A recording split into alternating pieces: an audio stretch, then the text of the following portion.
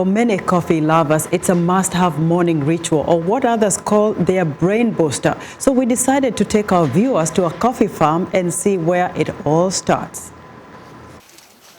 This is Fairview Coffee Estate in Kenya's Kiambu County, where coffee trees planted more than a century ago are still standing on 150 acres.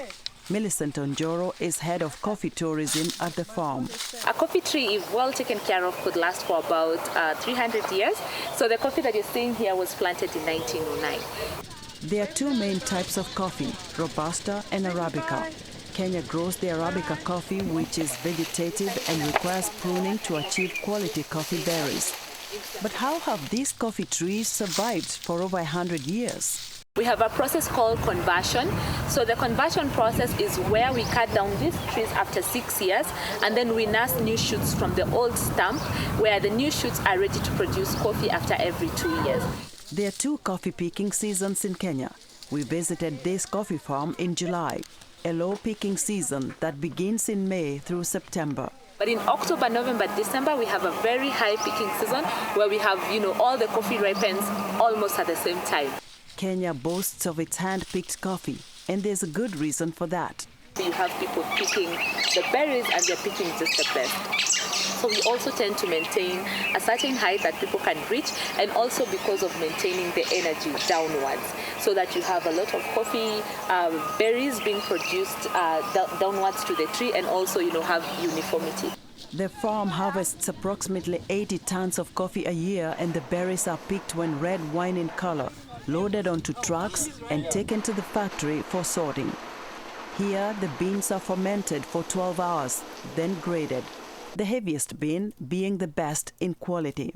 The water grading helps us determine the quality of coffee in terms of the weight of the coffee seeds. The heavier and the bigger the coffee beans, the better. So we just label them as P1, P2, P3, and P4.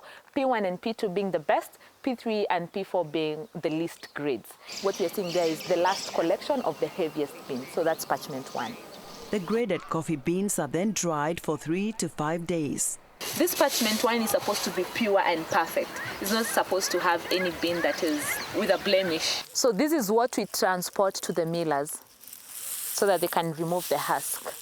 Parchment 4 or P4 is the lowest grade in terms of quality. Does this still end up being milled, processed, and taken to the stores to be sold? And is it labeled accordingly? There's a market for everyone. So of course the P1, P2 will fetch better prices than the P3, P4. Once dry, the beans are sealed in sacks and put in a storage, ready to be sold to millers.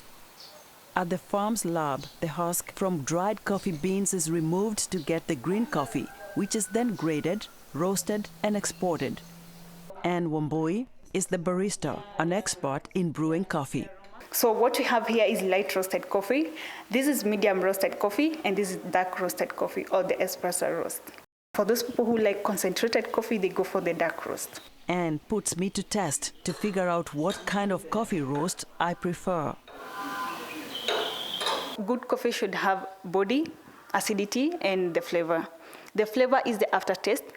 The body is the mouthfeel, and acidity is the sharpness. She says medium roast coffee is well balanced and most popular. There are times even whereby you'll be given a grade AA, for instance, from like 10 different farms, and you have to get the different characteristics that these coffees have. Kenya is set to host the 123rd International Coffee Council in April.